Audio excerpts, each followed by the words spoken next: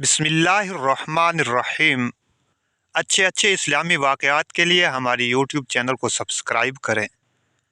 एक यहूदी किसी मुसलमान का पड़ोसी था।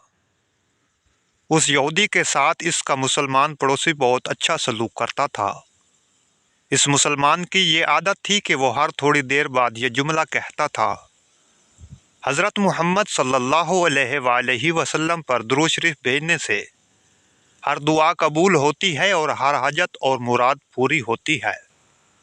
जो कोई भी इस मुसलमान से मिलता वो मुसलमान इसे अपना ये जुमला ज़रूर सुनाता, और जो भी इसके साथ बैठता इसे भी एक मजलिस में कई बार ये जुमला मुकम्मल यकीन से सुनाता था कि हज़रत मुहम्मद सल्लल्लाहु अलैहि वसल्लम पर दुरूद शरीफ भेजने से हर दुआ कबूल होती है और हर हाजत और मुराद पूरी होती है।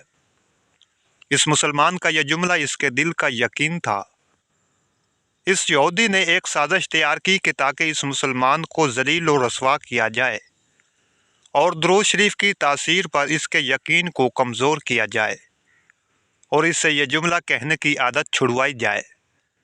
यहूदी ने एक सुनार से सोने की एक अंगूठी बनवाई और इसे ताकीद की कि ऐसी अंगूठी बनाए कि इस जैसी अंगूठी पहले किसी के लिए न बनाई हो। सुनार ने अंगूठी बना दी। वो यहूदी अंगूठी लेकर मुसलमान के पास आया। हाल अहवाल के बाद मुसलमान ने अपना वही जुमला, अपनी वही दावत दोहराई कि हज़रत मोहम्मद सल्लल्लाहु अलैहि वसल्लम पर दुरूद शरीफ भेजने से हर दुआ कबूल होती है, हर हाजत और मुराद पूरी होती है। यहूदी ने दिल में कहा कि अब बहुत हो गई, बहुत जल्द ये जुमला तुम भूल जाओगे।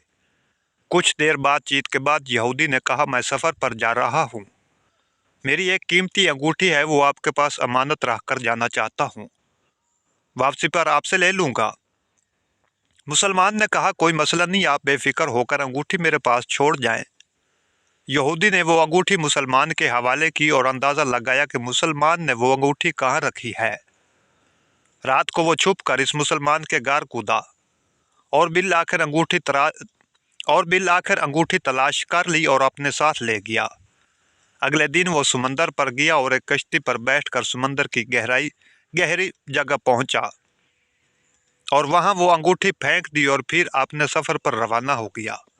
उसका इरादा था, जब मैं सफ़र से वापस आऊँगा तो अपनी अंगूठी मांगूंगा तो वो नहीं दे सकेगा, तब मैं इस पर चोरी और ख़यानत का इल्ज़ाम लगाकर खूब चीखूंगा और हर जगह इसे बदनाम करूंगा। वो मुसलमान जब अपनी इतनी रुसवाई देखेगा तो इसे ख्याल होगा कि दुरूद शरीफ से काम नहीं बना और यूं वो अपना जुमला और अपनी दावत छोड़ देगा। मगर उस नादान को क्या पता था कि दुरूद शरीफ कितनी बड़ी नेमत है। यहूदी अगले दिन वापस आ गया, सीधा इस मुसलमान के पास गया और जाते ही अपनी अंगूठी तलब की। मुसलमान ने कहा, आप इत्मीनान से बैठे, आज दुरूद शरीफ की बरकत से मैं सुबह दुआ करके शिकार के लिए निकला था, मुझे एक बड़ी मछली हाथ लग गई।